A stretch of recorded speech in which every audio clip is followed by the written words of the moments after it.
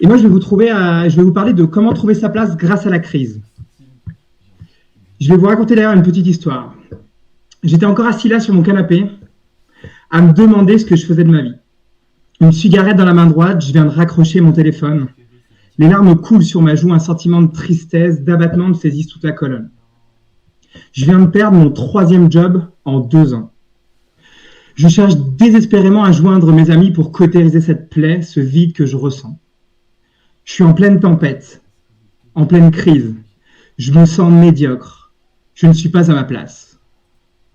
Qui derrière son ordinateur ne s'est jamais retrouvé dans une position similaire? Cette sensation où notre vie n'a pas de sens, que vous n'êtes pas vraiment à votre place. Si je suis devant vous aujourd'hui, c'est pour parler de ce sujet. C'est que 9 ans après cette histoire, 9 ans après ce tsunami émotionnel et spirituel, 9 ans après cette perle totale de sens, j'ai l'immense honneur d'accompagner des personnes à reprendre le contrôle et à bien vivre leur crise personnelle. Et surtout, à se lancer dans quelque chose qui est riche de sens pour eux. Cette quête s'est traduite pour moi par l'apprentissage des meilleurs outils de coaching et surtout la rencontre de personnalités, sportifs olympiques, neuroscientifiques, CEO, artistes, dont j'ai essayé de comprendre et modéliser la réussite. Mais je suis allé plus loin que ça. En fait, j'ai modélisé leur système. Et ce modèle, je les ai ensuite appliqués à la création de plusieurs entreprises, mais aussi à une autre de mes passions qui est la natation eau libre. Il y a maintenant un peu moins de 2 ans, j'ai traversé la Manche à la nage, ce qui est considéré comme l'Everest de la natation en eau libre, muni de ce magnifique petit slip de bain rouge, qui est ici, c'est le vrai, d'un bonnet et d'une paire de lunettes. En fait, aujourd'hui, vous l'aurez compris, mon obsession, c'est d'aider des personnes à trouver leur place. Trouver sa place n'est jamais facile et demande un travail en profondeur, mais aussi une dose d'engagement pour se mettre en action de manière quotidienne. Et si on faisait de la crise une opportunité pour mieux trouver sa place? La première étape, c'est d'apprendre à détecter les crises. Oui, où que vous en soyez dans votre vie, vous vous rapprochez d'une crise. Plus tôt on la détecte, plus tôt on peut la gérer ou arriver à la gérer. Pour exercer le regard sur des signaux avant-coureurs, je vais vous raconter l'histoire d'un client que j'ai eu l'honneur d'accompagner. Dites-vous bien que cette histoire, c'est peut-être déjà la vôtre. Vous êtes prêts? Allons-y. Je vais vous parler de Mr. G. Mr. G travaille pour une grosse entité qui accompagne des entreprises dans le secteur industriel, notamment la plasturgie. Si je le cite, 2 points, ouvrez les guillemets, il n'est pas à plaindre, il gagne bien sa vie. Et cela lui permet de mettre sa famille en sécurité. Il a d'ailleurs embrayé tout de suite après ses études dans un job qui qualifierait, selon lui, de moyen. Depuis quelques mois, il a de plus en plus de mal à se lever et ressent des montées de colère et de stress envers la manière dont il est managé. En fait, c'est une situation banale qui est vécue par un grand nombre de personnes aujourd'hui. Mais faisons un arrêt. Quand une crise interne se prépare, il existe toujours des signes avant-coureurs que la situation ne se déclenche. Vous savez, cette petite voix fluette qui nous pose des questions. Es-tu vraiment sûr de vouloir aller au bureau? C'est vraiment ce que tu veux faire toute ta vie? Et souvent que l'on balaye d'un revers de synapse. La fatigue physique, des problèmes de sommeil, d'alimentation, des douleurs peuvent être des signes avant-coureurs d'une crise interne. Si on en revient à Mr. G, au fil de nos échanges, un sujet revient régulièrement sur la table. Je pense qu'il va vous parler. Il a envie de se reconnecter à la nature. Il a littéralement des hauts le cœur à chaque fois qu'il entend parler d'espèces menacées. Ou encore qu'il voit les cheminées de fumée dans lesquelles il va aller travailler tous les jours. Et lors de ses séances de kayak, il note avec une inquiétude la raréfaction de l'eau à des moments incongrus pendant la saison. Étant donné sa position, il a vraiment l'impression de faire partie du problème. Le tout mixé par des croyances générationnelles qu'il ne pourrait jamais vivre de son envie de préserver l'environnement, avec cette crainte fondamentale de ne plus pouvoir subvenir aux besoins de sa famille. Donc, fort du message que nous venons d'entendre, il a commencé à traîner des pieds, à procrastiner sur les tâches qu'il devait accomplir. Il commençait à rentrer dans une crise de sens, dans une crise de sens interne. Cela ne vous rappelle rien. Cette sidération ou ces passages émotionnels complexes peuvent aussi se retrouver dans la crise externe. Je fais partie de la génération qui, quand on est rentré dans le milieu du travail, on a pris la crise des subprimes en 2008 d'une manière de plein fouet. La crise sanitaire qui nous a bousculé dans nos croyances, dans ce qui nous paraissait complètement acquis. En fait, c'est la douleur qui nous emmène cette perte de repères. Et c'est la possibilité de ne plus retrouver le statut similaire ou ce que nous avions avant. Cela nous met en insécurité. Lors de plusieurs accompagnements, mais surtout pendant plusieurs interviews, j'ai pu faire et je me suis rendu compte qu'il y a un mythe fondamental qu'il faudrait déconstruire. Celui qu'il faut attendre d'être au fond du gouffre pour pouvoir réagir. De vivre le fond de la crise, d'être au fond de son canapé en train de pleurer. Ce qui a été grandement expliqué par les neuroscientifiques que j'ai eu la chance d'aller interviewer, puisque notre cerveau recherche à éviter la douleur. Tant qu'il ne peut l'éviter, il ne nous mettra pas forcément et fondamentalement en action. Nous bougeons souvent que lorsque nous ne pouvons jamais faire autrement. Alors arrêtons d'attendre que quelque chose de grave nous interpelle, qu'il soit venu par un stimulus, qu'il soit interne ou externe. Par cela, commençons par prendre du temps et remarquer les crises. Afin de commencer à être outillé et à mieux connaître l'envie et la place dont on veut aller, pour cela, je vous invite à faire un travail fondamental et qui a été un peu biaisé au fil des années. Celui de nos valeurs personnelles. Qu'est-ce qu'une valeur ? Par essence, accorder de la valeur à une chose signifie que celle-ci a de l'importance pour nous. Elles sont une boussole qui nous permettent de filtrer la manière dont on voit le monde. Leurs clarifications peuvent nous permettre d'avoir une zone de calme lorsqu'il arrive une crise. Elles peuvent être appliquées à nous-mêmes, à des entreprises, des collectivités, des nations. D'ailleurs, ce sont elles qui nous confrontent à vivre des événements et vivre des états émotionnels qui sont plus ou moins différents. Prenons le cas de la France. Tout le monde connaît les valeurs de la République. Liberté, égalité, fraternité. Dans l'époque dans laquelle nous vivons, ne serait-il pas différent si nous prenions liberté, égalité, sororité ? Ou encore, pendant des temps funestes, le choix de l'occupation qui est travail, famille, patrie. En fait, mon point est simple. Ce que l'on peut remarquer ici, c'est que pour le cas de la France, il y a eu un choix en concertation de personnes, et dans ce cas-là d'hommes politiques, qui ont fait le choix de nos valeurs. Donc, nous pouvons donc choisir notre et faire vivre notre système de valeurs par rapport à ce que nous voulons faire dans la vie. Cela a complètement changé ma vision et mon rapport au monde. Mais revenons à vous. Quelles sont vos valeurs ? Quelles valeurs voulez-vous choisir ? Il en existe deux grands types, celle de finalité et celle de moyen. Si j'avais la chance de pouvoir vous voir en direct et de vous poser cette question, quelles sont vos valeurs ? Les réponses seraient l'amour, la santé, l'argent, la famille, le pouvoir, l'énergie. Elles vont faire partie du différent panel de réponses. Parmi celles-ci, l'amour, la santé, sont les valeurs de fin, celles que l'on recherche, celles qui nous mettent dans un état émotionnel qu'on va qualifier de plutôt agréable, celles que l'on désire et qu'on va vivre et que l'on a envie de vivre. A contrario, nous avons l'argent, la famille, ne sont que des moyens ou des triggers pour déclencher cet état émotionnel et se rapprocher des valeurs de finalité dont je viens de parler. Vous l'aurez compris, votre job est de comprendre votre système de valeurs de fin, de le choisir. Nous sommes très souvent occupés à poursuivre des valeurs de moyens sans jamais les atteindre leur objectif sous-jacent, c'est-à-dire celle de la fin. Quel choix de valeurs de fin voulez-vous faire et avoir pour vous ?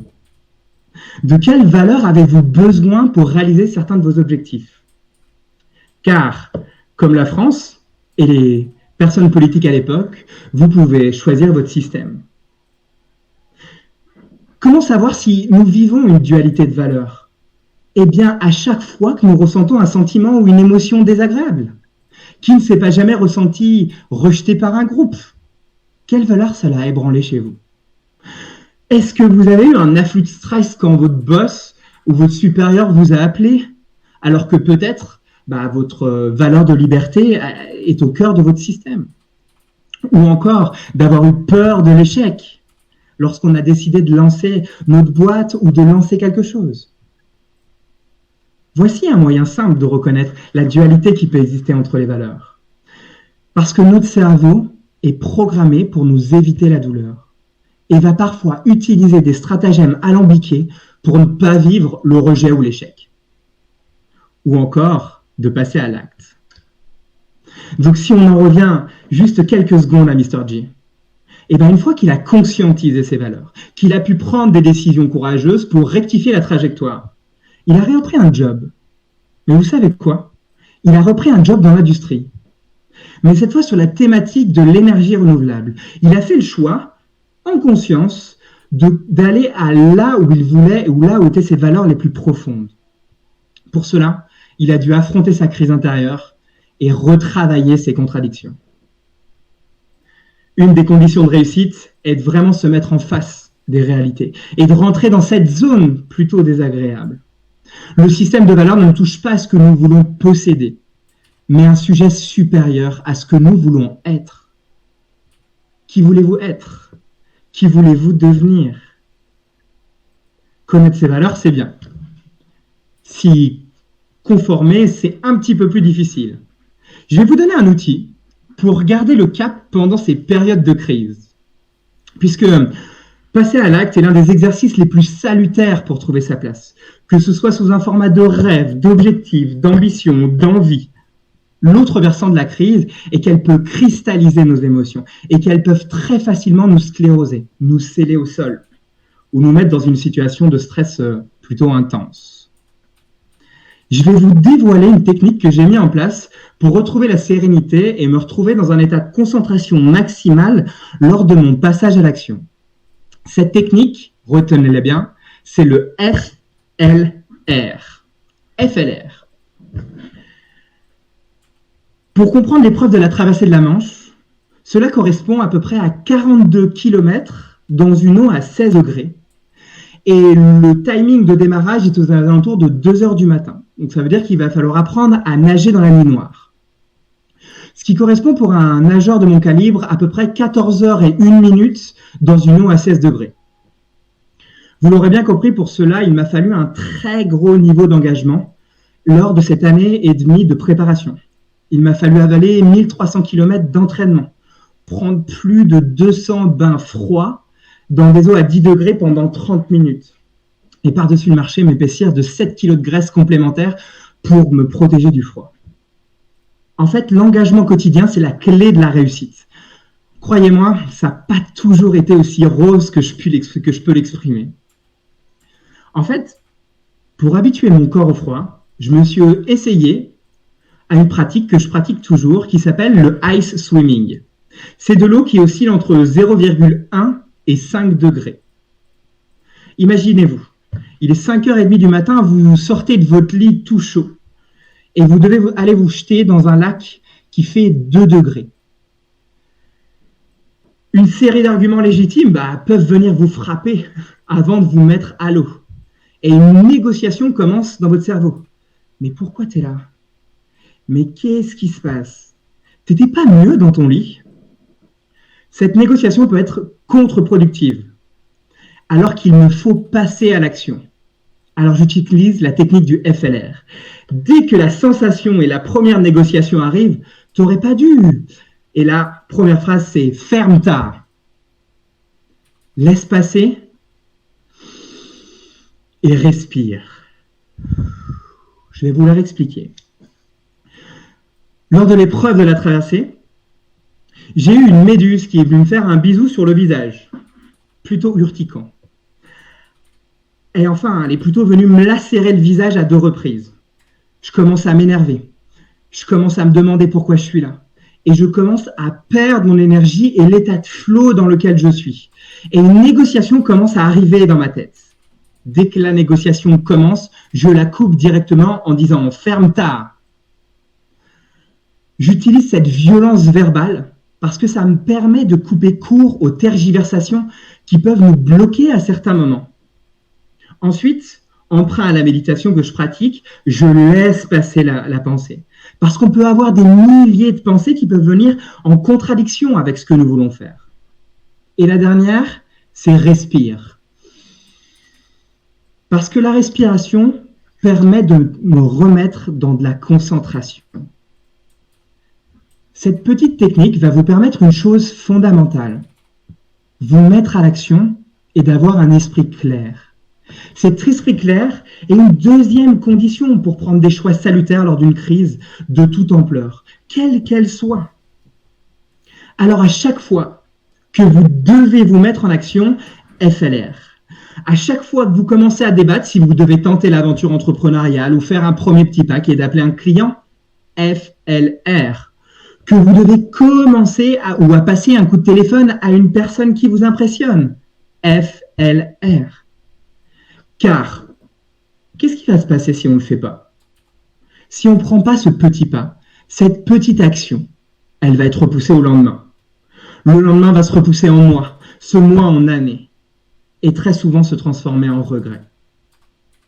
Cette simple technique m'a permis de me préserver du bavardage mental par rapport à mon objectif et m'a permis de me mettre en action de manière quasi quotidienne et ce qui m'a permis de réaliser l'un de mes rêves et l'un de mes objectifs. Elle fonctionne à chaque moment où nous hésitons. Alors que ce soit par la clarification de notre système de valeurs ou encore l'outil du FLR. C'est cet alignement qui m'a permis de faire des choix en conscience et en connaissance de cause. Car il y a plusieurs façons de prendre en compte une crise, qu'elle soit interne ou qu'elle soit externe. La subir et se faire maltraiter par l'actualité ou de rester sclérosé sur son canapé. La fuir ou se mettre des œillères en utilisant des distractions. Je peux vous en donner un paquet. Binger des séries de manière outrancière. Ne pas voir la réalité en face, de passer son temps à blâmer les autres. Ou prendre ses responsabilités dans son champ. Alors, quelle petite action vous pouvez aujourd'hui faire en utilisant le FLR? S'autoriser de prendre sa puissance intérieure, c'est ce qui va vous permettre de prendre la pleine mesure de ce que nous voulons. Si j'avais un message à faire passer, à vous, et surtout au jeune homme qui pleure sur son canapé il y a 9 ans, après s'être fait virer de son 3e job, je lui dirais d'embrasser ses larmes, d'embrasser la crise, de se lever, de commencer à créer, à produire, à tenter. Car en fait, il serait étonné de ce qu'il peut accomplir de manière imparfaite en 9 ans, même en démarrant, en étant au fond du gouffre, en étant au fond de son canapé. Parce que la crise, l'inconfort, sculpte notre âme. Elle sculpte notre être. Car pour trouver sa place, en fait, l'intelligence réside dans la manière de réagir aux choses et de se mettre en action. Le plus beau cadeau que vous pouvez vous faire est de vivre en adéquation avec vos valeurs. Merci.